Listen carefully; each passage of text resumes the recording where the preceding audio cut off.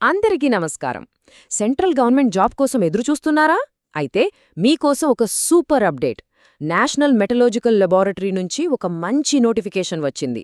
అదే 2026 MTS recruitment. పదండి, దీని పూర్తి వివరాలేంటో చూసేద్దాం. అవునండి, అఫీషియల్ నోటిఫికేషన్ వచ్చేసింది. 2026 సంవత్సరానికి మల్టీ టాస్కింగ్ స్టాఫ్ అంటే MTS పోస్టుల కోసమన్నమాట.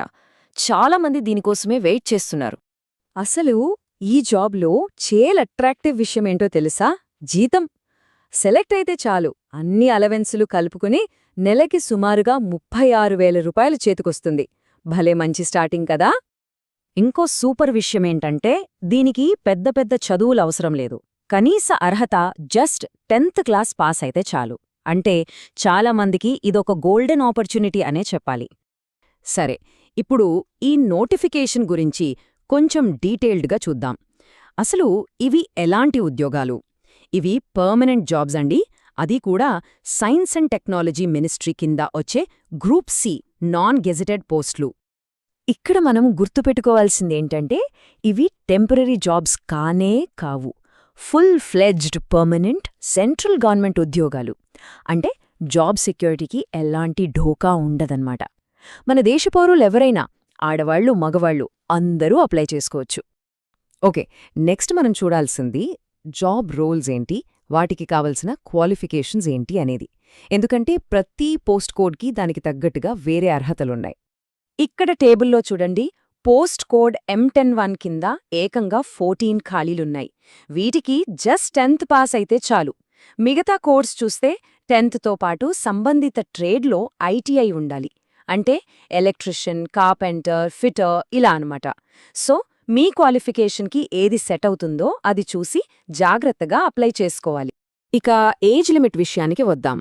అప్లికేషన్ చివరి తేదీ అంటే ఫిబ్రవరి 6, 2026 నాటికి జనరల్ ఇంకా ఈడబ్ల్యూఎస్ కేటగిరీ వాళ్లకు 18 నుంచి 25 ఏళ్ల మధ్యలో ఉండాలి. అదే ఓబీసీ వాళ్లకైతే 3 ఏళ్లు, SC, ST వాళ్లకైతే 5 ఏళ్ల ఏజ్ రిలాక్సేషన్ కూడా ఉంటుంది. సో వాళ్ళు 28, 30 ఏళ్ల వరకు అప్లై చేసుకోవచ్చనమాట. సరే, జాబ్ వస్తే శాలరీ ఎలా ఉంటుంది? ఇంకా ఏమైనా బెనిఫిట్స్ ఉంటాయా?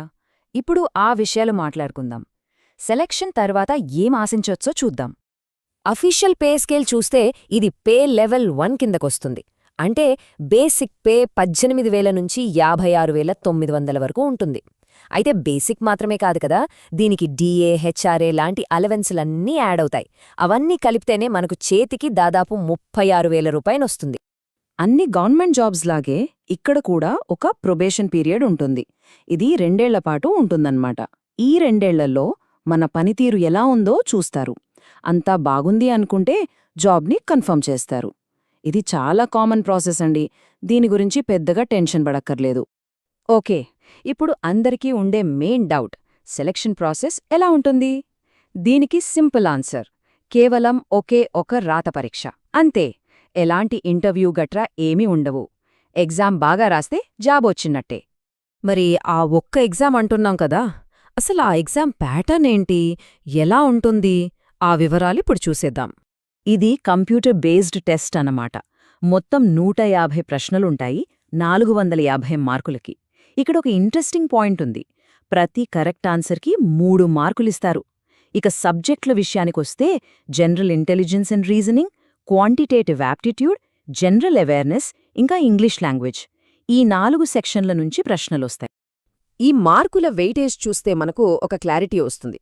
చూడండి, జనరల్ అవేర్నెస్కి 150 మార్కులు, ఇంగ్లీష్కి 150 మార్కులు, అంటే మొత్తం 450 మార్కుల్లో 300 మార్కులు ఈ రెండింటికే ఉన్నాయి. అంటే ప్రిపరేషన్లో ఎక్కువ ఫోకస్ దేనిమీద పెట్టాలో అర్థమైపోయింది కదా. పరీక్ష గురించి మరికొన్ని క్విక్ పాయింట్స్ చూద్దాం. ఎగ్జామ్ ఆన్లైన్లో జరుగుతుంది. క్వశ్చన్స్ అన్నీ మల్టిపుల్ చాయిస్లో ఉంటాయి.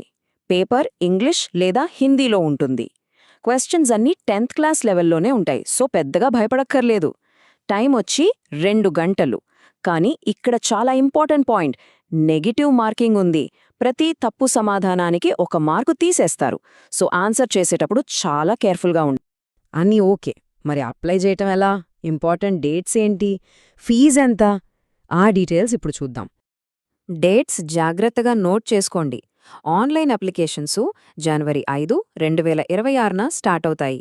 చివరి తేదీ ఫిబ్రవరి 6. అంటే మనకు అప్లై చేయడానికి కరెక్ట్గా నెల రోజులు టైముంది. కానీ లాస్ట్ మినిట్ రష్ ఎందుకు, ముందే అప్లై చేసేయడం బెస్ట్ కదా. అప్లికేషన్ ఫీజు విషయానికొస్తే జనరల్, ఈడబ్ల్యూఎస్ ఇంకా ఓబీసీ కేటగిరీల వాళ్లు రూ. 500 కట్టాలి. కానీ ఎస్సీ, ఎస్టీ, దివ్యాంగులు, మహిళలు ఇంకా ఎక్స్ సర్వీస్మెన్కి ఎలాంటి ఫీజు లేదు. వాళ్లకు పూర్తిగా మినహాయింపుచ్చారు. అప్లై చేయడానికి మీరు వెళ్లాల్సిన అఫీషియల్ వెబ్సైట్ www.nmln.india.org. గుర్తుపెట్టుకోండి, అప్లికేషన్ లింక్ జనవరి 5న మాత్రమే యాక్టివ్ అవుతుంది. అప్పట్నుంచి అప్లై చేసుకోవచ్చు. సో ఫైనల్గా మనం గుర్తుపెట్టుకోవాల్సిన 3 కీ పాయింట్స్ ఏంటంటే, ఫస్ట్, ఇది ఒక permanent central government job. Second, దీనికి కావాల్సిన అర్హత కేవలం 10th క్లాస్. థర్డ్, సెలెక్షన్ అనేది ఒకే ఒక రిటన్ టెస్ట్ మీద ఆధారపడి ఉంటుంది. చాలా సింపుల్ అండ్ క్లియర్. చూశారు కదా, ఇది కేవలం ఒక జాబ్ నోటిఫికేషన్ మాత్రమే కాదు. ఒక మంచి లైఫ్ సెటిల్ చేసుకునేందుకు ఇదొక బెస్ట్ ఆపర్చునిటీ. కరెక్ట్గా ప్లాన్ చేసుకుని ప్రిపేర్ అయితే ఈ జాబ్ సంపాదించడం పెద్ద కష్టమేం కాదు. మరి 2026లో ఈ కెరియర్ చేంజ్కి సిద్ధంగా ఉన్నారా?